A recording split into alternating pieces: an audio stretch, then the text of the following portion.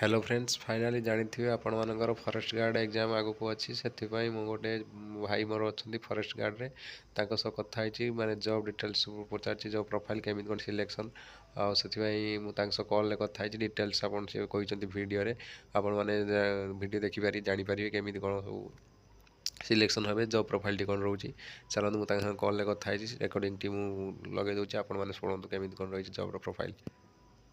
Hello hello भाई phone करथिली जो forest exam अछि ना फॉरेस्टर एग्जाम आगु फॉरेस्ट गार्ड सेथिबाई फॉरेस्टर एलआईसी हाँ कंबाइन हेक हाँ आसुଛି।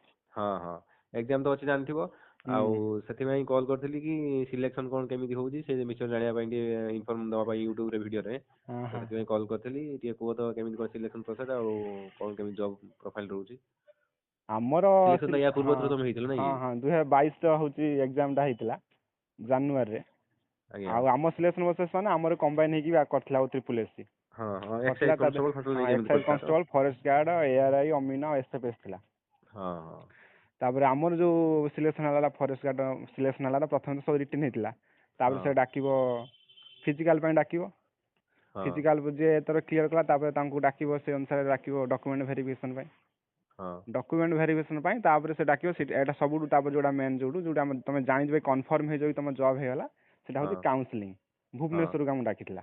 हाँ ସେଇଠି କାଉନସିଲିଂ ତମେ ଡାକିଥିବ ଯୋଉ ତମେ ଯିବ ତାପରେ ସେଠି ଗୋଟେ ସ୍କ୍ରିନରେ ଆସିଯିବ କୋଉଠି କୋଉଠି ମାନେ ସବୁ ପୋଷ୍ଟ ସବୁ ଭେକେନ୍ସି ଅଛି ତାପରେ ଯିଏ ସବୁଠୁ ହାଏଷ୍ଟ ମାର୍କ ରଖିଥିବ ଅଧିକା ମାର୍କ हाँ ଯାଇଥିବ ଯୋଉ ତାଙ୍କୁ ଫାଷ୍ଟ ହଉଛି ଚୁଜ୍ କରିବା ପାଇଁ ଡକାଯିବ କାରଣ ସେ ଅଧିକା ମାର୍କ ରଖିଛି हम्म ସେ ସେଇ ଅନୁସାରେ ତା ऊपर ସୁବିଧା आके ଅନୁସାରେ डाकी आसिए आउ ଉପର ଆଡୁ ମାର୍କ ଅନୁସାରେ ଡାକି ଡାକି ଆସିବ। हाँ हाँ ଯାହାର ତ ଅଧିକା ମାର୍କ ରଖିଥିବ ସେ ତ ଚାହୁଁଥିବ ନିଜ ମାନେ ଡିଷ୍ଟ୍ରିକ୍ଟରେ କୋଉ ମାନେ ଫରେଷ୍ଟ ଡିଭିଜନ ଥିବ हाँ ସେଠି हाँ ନେଇଯିବ जदि निज डिस्ट्रिक्ट फॉरेस्ट डिवीजन थिबो तान से हेडी जॉब ସେ कर परियो ନେଇଯିବ हाँ ନିଜ हाँ ଡିଷ୍ଟ୍ରିକ୍ଟ ତ ନବ जदि अधिक ସମସ୍ତେ मार्क ପ୍ରିଫର रखियो କରିବେ ନା ଅଧିକା ମାର୍କ ଅନୁସାରେ ମାର୍କ ଉପରେ ଡିପେଣ୍ଡ କରେ ଆଉ ଯେ ଭଲ ମାର୍କ हाँ ରଖିବ ସେ ପାଖାପାଖି ନିଜ ଘର ପାଖାପାଖି ଚାକିରି ପାଇଁ ସୁବିଧା हाँ हाँ ପାଇଯିବ ଆଉ। हाँ तापरे ତାପରେ ଆମର मेरी ହଉଛି ତ ହଁ ତାପରେ ଆମର ଯେତେବେଳେ ସେଠି ହେଲା ତାପରେ ଆମକୁ ଯୋଉ ଡିଭିଜନ ସେଠି ତମର ହେଇଥିବ हाँ ଡିଭିଜନ ତ ଆମର ସେଠି ଲେଖା ହେଇଥିବ ସବୁ ଆମର ତିନିଟା ଡିଭିଜନ ଆମର ମାନେ ଡିଭାଇଡ ହଉଛି ଆମର ଫରେଷ୍ଟ ଡିଭିଜନ ଟା ଗୋଟେ ହଉଛି କେଏଲ हाँ କେନ୍ଦୁଲିପ ଆଉ ଗୋଟେ ହଉଛି ଡବ୍ଲ୍ୟୁଏଲ ୱାଇଲ୍ଡ ଲାଇଫ हाँ ଆଉ ଗୋଟେ ଟେରିଟୋରିଆଲ अच्छा ସେଠି ସବୁ ଲେଖା ହେଇଥିବ ସେଇ ଯୋଉ ମାନେ जो ଯୋଉ काउंसलिंग बेले से जानी ହଁ परियो सब ଆଡଭର୍ଟାଇଜମେଣ୍ଟ ବାହାରିଲା ବେଳେ ଦେଖା ହେଇଥିବ हाँ କେଏଲ ଟା हाँ ହଉଛି हाँ କେନ୍ଦୁଲିପ ଡବ୍ଲ୍ୟୁଏଲ ଟା ୱାଇଲ୍ଡ ଲାଇଫ ଟେରିଟୋରିଆଲ ଟା ଆଉ ଏଭଳିଆ ଟେରିଟୋରିଆଲ हाँ ତାପରେ ଗୋଟେ ଅଛି ଆଉ ଆମ हाँ ମନେକର ଶିମିଳିପାଳ ଗୋଟେ ଅଛି ସେଟା ଗୋଟେ ୱାଇଲ୍ଡ ଲାଇଫ ଆଉ ଗୋଟେ ଅଛି ୱାଇଲ୍ଡ ଲାଇଫ ଆମର ମହାନଦୀ ୱାଇଲ୍ଡ ଲାଇଫ ନା କଣ ଏଟା ଅଛି ନୟାଗଡ଼ ଡିଷ୍ଟ୍ରିକ୍ଟରେ हाँ ଆଉ କେନ୍ଦୁଲିଫି ଗୋଟେ ଅଛି ଆମର ଅନୁଗୁଳରେ ବି କେନ୍ଦୁଲିଫି ଅଛି ଗୋଟେ କେଏଲ ଗୋଟେ ଜୟପୁର କୋରାପୁଟରେ ଅଛି କେଏଲ ହେଲା କେତେ କେଏଲ ଅଛି ଡବ୍ଲ୍ୟୁଏଲ ଅଛି ଟେରିଟୋରିଆଲ ଆମର ପାରଳାଖେମୁଣ୍ଡି ଗୋଟେ ଟେରିଟୋରିଆଲ ବ୍ରହ୍ମପୁର ଗୋଟେ ଟେରିଟୋରିଆଲ ରାୟଗଡ଼ା ଗୋଟେ ଟେରିଟୋରିଆଲ କେତେ ଟେରିଟୋରିଆଲ ଅଛି ଆଉ। तापरे सिलेक्शन हेसला परे तमर पोस्टिंग टा कोठ होला ପୋଷ୍ଟିଂ ଯୋଉଠି ଯୋଉ ଡିଭିଜନରେ ତମର ପୋଷ୍ଟିଂ ହେଇଥିବ ତମକୁ ସେଇ ଡିଭିଜନ तुम ପ୍ରଥମେ ଯାଇକି ଜଏନ୍ କରିବ हाँ ସେଇ ଡିଭିଜନରେ ଜଏନ୍ କରିସାରିଲା ପରେ ତାପରେ ସେଇଠି ଗୋଟେ ବେସିକ ଟ୍ରେନିଂ ଭଳିଆ ଗୋଟେ ସେଠି ଦେବେ ମାନେ 10-15 ଦିନ ଭଳିଆ ଟାଇପର ଦେବେ हाँ ଦେଇ जो ସାରିଲା तमर ପରେ ट्रेनिंग टा एक्चुअली केतना मास रुए ଟ୍ରେନିଂ ଟା ହଉଛି ଆମର ଟ୍ରେନିଂ ଟା ହଉଛି 6 ମାସ ଆକ୍ଚୁଆଲି ତାପରେ 6 ଜଏନ୍ मास କରିସାରିଲା हेला ପରେ केउझर रे तमर ट्रेनिंग सेंटर बोले फॉरेस्ट गार्ड ନାଇଁ ନା ଫରେଷ୍ଟ ଗାର୍ଡ ଆମର କେଉଁଝରରେ ଅଛି ଗୋଟେ ସେ ଆମର ଅଛି ଆମର ଜି ଉଦୟଗିରିରେ ବି ଗୋଟେ ଅଛି अच्छा କେଉଁଝର ଚମ୍ପୁଆ ଜି ଉଦୟଗିରିରେ ହଉଛି ଆମର ଅଛି ଗୋଟେ ବି ଫରେଷ୍ଟ ଟ୍ରେନିଂ ସ୍କୁଲ हाँ ଆଉ ଅନୁଗୁଳରେ ବି ଅଛି हाँ ଭୁବନେଶ୍ୱର ବି ଅଛି ପ୍ରାୟ ଏବେ ତ ଆମ ବେଳେ ତ ପ୍ରାୟ ହଉଛି ଚମ୍ପୁଆ ଯୋଉଟା କେଉଁଝରରେ ଅଛି ଆଉ ଗୋଟେ ହଉଛି ଜି ଉଦୟଗିରିରେ ଯୋଉଟା ଗୋଟେ ଅଛି ସେଇଟା ଏଇ ଦିଟା ट्रेनिंग ହଉଛି थिला ଟ୍ରେନିଂ ଆଉ तापरे ट्रेनिंग सला परे आसी जॉइन करियो ନା निज ଆମର ପ୍ରଥମେ ହଉଛି ଡିଭିଜନରେ ଜଏନ୍ ହେଲୁ हाँ ଜଏନ୍ ହେଇସାରିଲା ପରେ କିଛି ଦିନ ସେଇଠି ବୋଧେ 10 ଦିନ ପାଖାପାଖି ଆମେ ରହିଥିଲୁ ପାଖାପାଖି ସେଇଠି ଆଉ ବେସିକ ଜିନିଷ ଖାଲି ଶିଖେଇଲେ ଶିଖେଇ ସାରିଲା ପରେ हाँ ତାପରେ ଡିଭିଜନଟା ଯେତେବେଳେ ପୋଷ୍ଟିଂ ହେବ ଡିଭିଜନଟାର ବି ପୁଣି କିଛି ପାର୍ଟ ହେଇଥାଏ ଗୋଟେ ଡିଭିଜନର କେତେଟା ମାନେ ରେଞ୍ଜରେ ଡିଭାଇଡ୍ ହେଇଥାଏ हाँ ପୁଣି ସେ ରେଞ୍ଜର ବି କେତେଟା ହଉଛି ସେକ୍ସନରେ ଡିଭାଇଡ୍ ହେଇଥାଏ ପୁଣି हाँ ସେ ସେକ୍ସନରେ କେତେଟା ପୁଣି ବିଟ୍ ଥାଏ ତମକୁ ସେ ଡାଇରେକ୍ଟ ବିଟ୍କୁ ପୋଷ୍ଟିଂ पठेगा କରାଯିବ ହଁ ବିଟ୍କୁ ପୋଷ୍ଟିଂ କରାଯିବ ତମେ ସେ ବିଟ୍ର ଚାର୍ଜ ନେବ ଆଉ अच्छा ବିଟ୍ର और ଚାର୍ଜ ड्यूटी ନେବ केते ବିଟ୍ର ଚାର୍ଜ ନେବ ବିଟ୍ର ଚାର୍ଜ ନେବ ମାନେ ବିଟ୍ ଅଫିସର ତାକୁ କୁହାଯିବ କିମ୍ବା ତାକୁ ଫରେଷ୍ଟ ଗାର୍ଡ ଆଉ ଯଦି ସେକ୍ସନର ଯିଏ ହେଡ୍ ଥିବ ତାକୁ ସେକ୍ସନ ଅଫିସର ବା ଫରେଷ୍ଟର କୁହାଯିବ ଆଉ ରେଞ୍ଜର ଯିଏ ଚାର୍ଜ ନେଇଥିବ ମାନେ ହେଡ୍ ଯିଏ ଥିବ ସେ ତାକୁ ରେଞ୍ଜର କୁହାଯିବ ଫରେଷ୍ଟ ରେଞ୍ଜ ଅଫିସର ଆଉ ଡିଭିଜନ ହୋଲ୍ ଡିଭିଜନର ଯିଏ ହେଡ୍ ସେ ହେଉଛନ୍ତି ଆମର ଡିଏଫଓ ଡିଭିଜନାଲ ଫରେଷ୍ଟ ଅଫିସର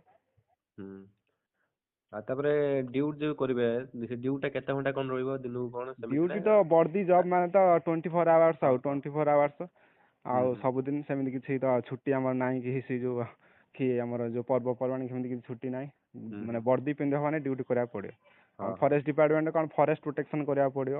ହଁ ହଁ ତାପରେ ବି ଆମର ଟେରିଟୋରିଆଲ ପ୍ରାୟ ବି ଆମର ହେଉଛି ଆମର ନର୍ସରୀ ରହୁଛି କରିବାକୁ ପଡ଼ିବ। ତାପରେ ହଁ ହେଉଛି ହଁ ଆମର ପ୍ଲାଣ୍ଟେସନ୍ କରିବାକୁ ପଡ଼ିବ, ସର୍ଭେ କରିବାକୁ ପଡ଼ିବ, ଏଭଳିଆ ଅଛି କାମ ହଁ ଅଛି ଆଉ। ଡିପାର୍ଟମେଣ୍ଟ ଜଏନ୍ କଲେ ଆସିବେ ଧୀରେ ଧୀରେ ଜାଣିଦେବେ ହଁ ଆଉ। ହଁ ହଁ ଆଉ ତାପରେ ଯୋଉ ରହୁଛି ଆପଣଙ୍କର ହଉଛି ସାଲେରୀଟା ବେସିକଟା ଆପଣ ରହୁଛି 19,000 ସାଲାରୀଟା ହେଉଛି ଆମର ହେଉଛି ପ୍ରଥମେ ଯେତେବେଳେ ଜଏନ୍ କରୁ ସେ ଯେଉଁଦିନ ଜଏନ୍ କରିବ ସେଇଦିନ ପାଖରୁ କାଉଣ୍ଟ ହେଇଯିବ ସାଲାରୀ। ହୁଁ ହୁଁ ଆମର ଫରେଷ୍ଟ ଡିପାର୍ଟମେଣ୍ଟ କ'ଣ ହେଇଛି ନା ପ୍ରଥମ 6 ମାସ ଆମକୁ ମାନେ କୌଣସି ଆଲାଉନ୍ସ ମିଳୁନି, ଖାଲି ବେସିକ୍ ପେ ମିଳୁଛି।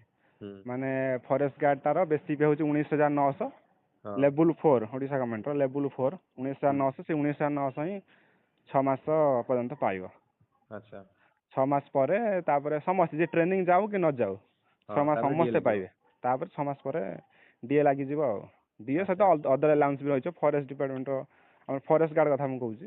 ହଁ ହଁ ଡିପାର୍ଟମେଣ୍ଟ ଆମର ଆଲାଉନ୍ସ ଡିଏ ତ ଗୋଟେ ଥାଏ, ଆଉ ଗୋଟେ ଥାଏ ହୁଁ ଆମର ଫୁଡ୍ ଆଲାଉନ୍ସ ଗୋଟେ ଥାଏ, ଆଉ ଗୋଟେ ସାଇକେଲ ଆଲାଉନ୍ସ ଗୋଟେ ଥାଏ। ଆଚ୍ଛା ଏଇ 3ଟା ଆଲାଉନ୍ସ ଥାଏ ଆଉ। ତାପରେ ମିଶିକି ସାଇକେଲ ପାଖାପାଖି ଆଲାଉନ୍ସ ଯୋଉ ଥାଏ ସେଇଟା କେତେ ଟଙ୍କା ମିଳେ? ସାଇକେଲ ଆଲାଉନ୍ସ ତ ସିଏ ମାନେ 75 ରୁପିଜ୍ ଅଛି। ହଁ ସେଇଟା ଆପୁ ମାନେ ବଢ଼େଇବ କି କ'ଣ କେଜାଣି ଆଉ ଜାଣି ହେଉନି। ଆଉ ଫୁଡ୍ ଆଲାଉନ୍ସ 750। ଆଚ୍ଛା ଏଇ ସବୁ 750 ମିଶି ମାଶିକି ମିଶି ହଉଛି ମାଶାକି ପ୍ରାୟ 6 ମାସ ପରେ ଆମେ ଯେତେବେଳେ ପାଇଥିଲୁ ପାଖାପାଖି ଡିଏ ସେତେବେଳେ 42% ପାଖାପାଖି ହେଇଯାଇଥିଲା। ହଁ ହଁ ପାଖାପାଖି 29,000 ପାଖାପାଖି ଆମେ ଆଚ୍ଛା ଗ୍ରସ୍ ପେଟା ପାଉଥିଲୁ। ଏଇଥର ଯୋଉ ପିଲାମାନେ ଜଏନ୍ କରିବେ ସେମାନେ ତାଙ୍କର 6 ମାସ ପରେ ସେ ମିନିମମ୍ 30,000 ମତେ 30-32,000 ଲାଗୁଛି 6 ମାସ ପରେ ବୋଧେ 30 ସେତେବେଳେ ଡିଏ ବଢ଼ି ଯାଇଥିବ।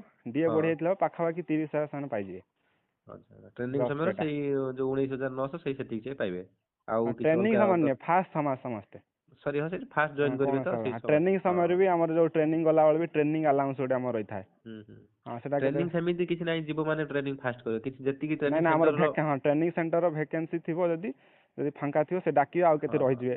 ଆମର ହଁ ଯଦି ଆମର ଫେଜ୍ ଗୋଟେ ବାଇ ହ୍ୟୁଜ୍ ଫେଜ୍ କରିବେ ଟ୍ରେନିଂ ଆଉ ଫେଜ୍ ବାଇ ଫେଜ୍ ଆମର ଗୋଟେ ହ୍ୟୁଜ୍ ହଁ 806 ଆମେ ଯାଇଥିଲୁ। ହଁ ହଁ ତାପରେ ଏଇଥର ତ ଅଧିକା ଆହୁରି କେତେ 1600 କେତେ ହଁ 75 ହଁ ନା କ'ଣ 77 ଭଳିଆ। ହଁ ସେ ଯାହାହେଲେ ସମସ୍ତଙ୍କୁ ତ ଏକା ସାଙ୍ଗେ ଡାକିବନି, ଯଦି ଫାଙ୍କା ଥିବ ଡାକିବନି। ଆମର ଡାକିନି, ଆମର 2ଟା ଫେଜ୍ ପର୍ଯ୍ୟନ୍ତ ସରିଗଲାଣି। ହଁ ଏଇଆ ଆଉ। ଏମିତି ରହିବ ଜବ୍ ଲୋକେସନ୍ ନାଇଁ କି? ହଁ ଜବ୍ ଏଇଆ ପ୍ରୋଫାଇଲ୍ ଏଇଆ ରହିବ ଆଉ। ଆଚ୍ଛା ହଉ ସେତିକି ଜାଣିବା ପାଇଁ କଲ୍ କରିଥିଲି ଇନଫର୍ମେସନ୍ ପିଲାମାନଙ୍କୁ ଦେବା ପାଇଁ ୟୁଟ୍ୟୁବରେ ତୁମର ଏକ୍ଜାମ୍ ବି ଅଛି ଏକ୍ଜାମ୍ ତ ବୋଧେ OSS ସାଇଟ୍ରେ ଦେଖଉଛି ତ, କ୍ୟାଲେଣ୍ଡର ଫେବୃଆରୀରେ ଦେଖୁଥିଲା ଦେଖଉଥିଲା, ଏବେ ତ ଦେଖଉଛି ମାର୍ଚ୍ଚରେ ହବ ବୋଲି। ହଁ ହଁ କମ୍ବାଇନ୍ ବି ସେଟା ସେଥିପାଇଁ ହଉଛି ଭାବିଲି ଫରେଷ୍ଟର। ଭିଡ଼ିଓଟା କରିଦେଲେ ପିଲାମାନେ ଟିକେ ଦେଖିଲେ ଭିଡ଼ିଓଟା ଟିକେ ହଁ ପଢ଼ାପଢ଼ି ହଁ ଟିକେ ଠିକ୍ ଭଲ ଅଛି। କରିବେ ହଉ ହଉ ଠିକ୍ ଅଛି। ହଉ ହଉ ରଖିଲି। ଫାଇନାଲି ଆପଣମାନେ ଜାଣିପାରିଲେ ଫରେଷ୍ଟ ଗାର୍ଡ଼ ଜବ୍ ପ୍ରୋଫାଇଲ୍ ବିଷୟରେ। ଯଦି ଭିଡ଼ିଓଟି ଭଲ ଲାଗିଥିବ ତାହେଲେ ଲାଇକ୍ କରନ୍ତୁ, କମେଣ୍ଟ କରନ୍ତୁ, ସବସ୍କ୍ରାଇବ୍